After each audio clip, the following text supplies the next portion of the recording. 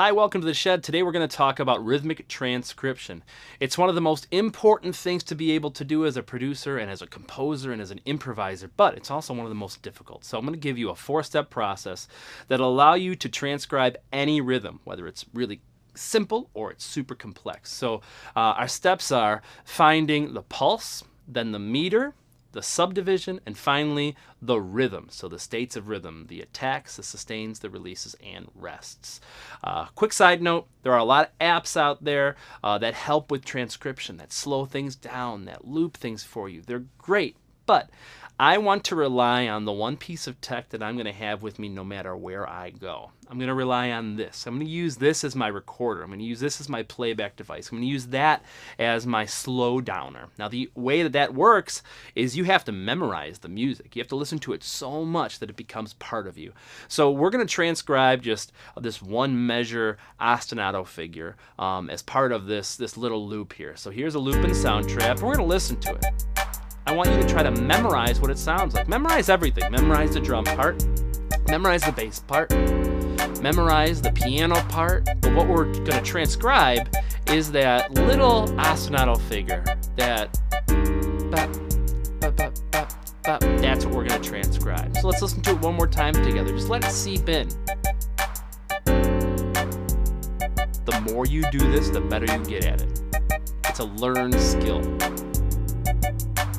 All right, so now if you're listening to a long piece, like if you want to learn a big jazz solo, maybe you memorize it in chunks, but live with it. Listen to it all the time. Listen to it when you wake up. Listen to it before you go to sleep. Live the song until it's part of you, and that's going to make the transcription process a lot smoother. So let's get into our method. Step 1, you need to find the pulse. The pulse is where you tap your foot. It's the beat of the music. So I'm going to play the music, and I want you to tap your foot to the beat. So here we go. Ready? Go. Tap your foot.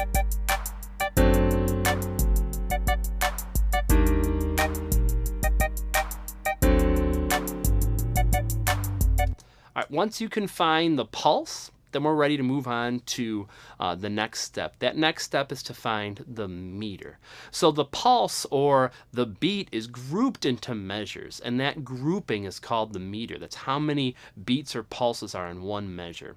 In order to find the meter, you have to identify where the beat resets. You have to see where 1 is. So I'm going to play the loop again, and I want you to clap on where you think 1 is, where you think the whole thing, like the drum groove, the bass line, where you think the measure repeats. Not the whole phrase. This is a longer phrase, but where you feel each measure repeats. So here we go. Just clap where you think 1 is.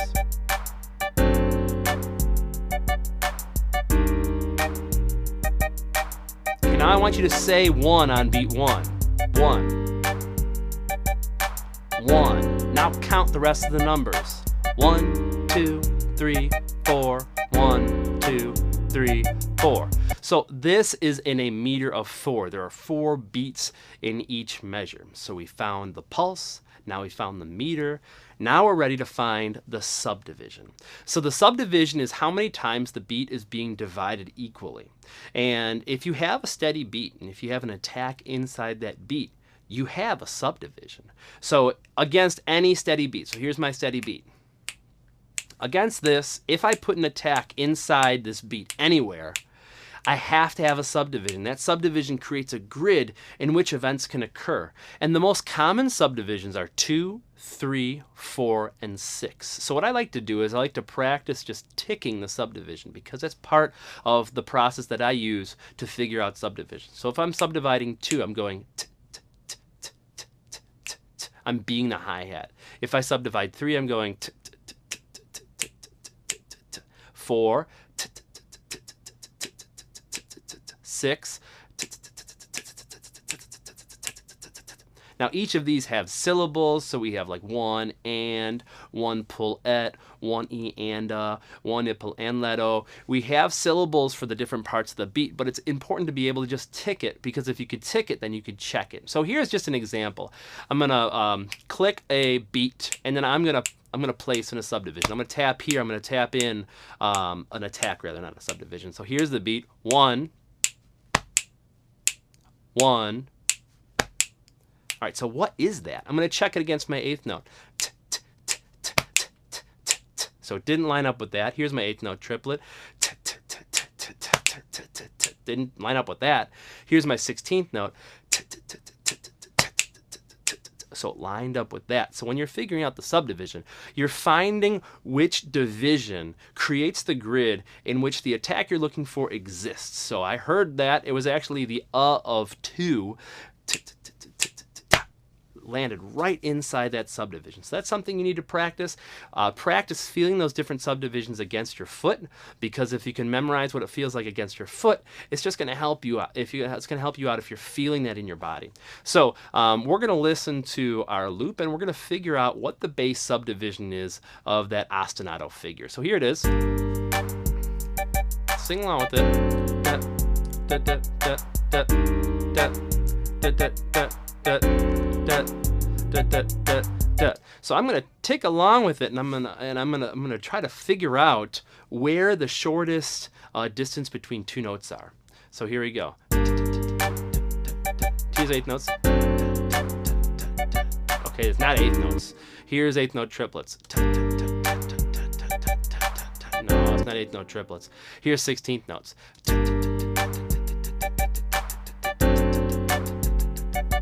That's it. It's 16th notes. And the hi-hat's actually playing 16th notes in this groove, and everything's going to line up with those 16th notes. So what I'm going to do is I'm going to take our 4 beats, and now I'm going to create a grid of 16th notes. So we have 1 E and a, 2 E and a, 3 E and a, 4 E and a.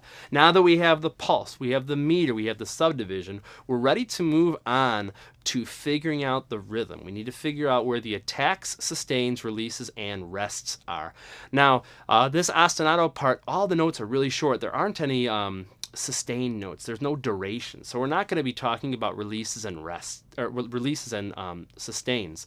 We're just going to be talking about attacks and rests. And this is where your little tape recorder in your head's going to come in handy. So let's listen to it one more time. Get it into your memory. Sing it along.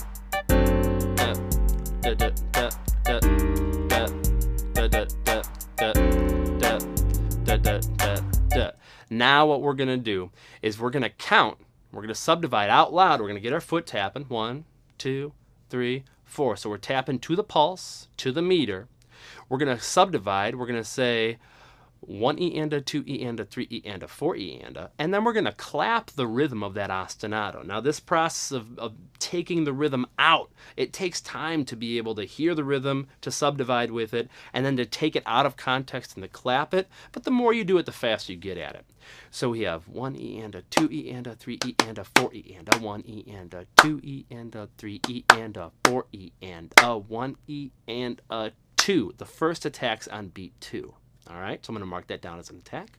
1 E and a, 2 E and a, 3 E. The next one's on the E of 3. I'm going to mark that down. Start back at the beginning.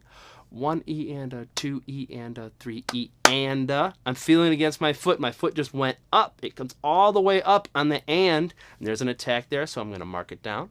Back to the beginning. 1 E and a, 2 E and a, 3 E and a, 4. On beat 4. I'm going to mark that in. 1 E and a, 2 E and a, 3 E and a, 4 E and a. The last note, the last attack is on the of 4. So once you have what you think is written down, now you have to check it, because we're relying on this tape recorder, and it can make mistakes. I mean, the more you do it, the better it's going to get, but you can always make a mistake in translation. So it's kind of like if you've ever played the game Telephone, where you tell your friend something and they tell their friend something else, and it ends up coming around and you're like, it has nothing to do with what it started as. That can happen in your head. You can have a translation error, but you can always check it. So we're going to play the music back, and we are going to clap what we have. So we're going to count with what we have. Here we go. Ready, play. 1 E and a, 2 E and a, 3 E and a, 4 E and a, 1 E and a, 2 E and a, 3 E and a, 4 E and a, 1 E and a, 2 E and a, 3 E and a, 4 E and a, 1 E and a, 2 E and a, 3 E and a, 4 E and a. That's the method. Now, the more you do this, the more you rely on this as your transcription device, the better you'll get. Eventually, all these steps will compress down until some of them become instant. Maybe you only have to figure out the subdivision. Maybe figuring out the pulse and the meter is just like an instinctual thing. Eventually, you'll get to a point where you don't even have to think about the subdivision. You'll just know against your foot, that was the of 4, and you already have the rhythm. But there will be situations where you go to transcribe something and you'll have no idea what's going on rhythmically. In those situations, go back to the steps. Find the pulse, find the meter, find the subdivision, and find the rhythm. Good luck, and we'll see you in the shed.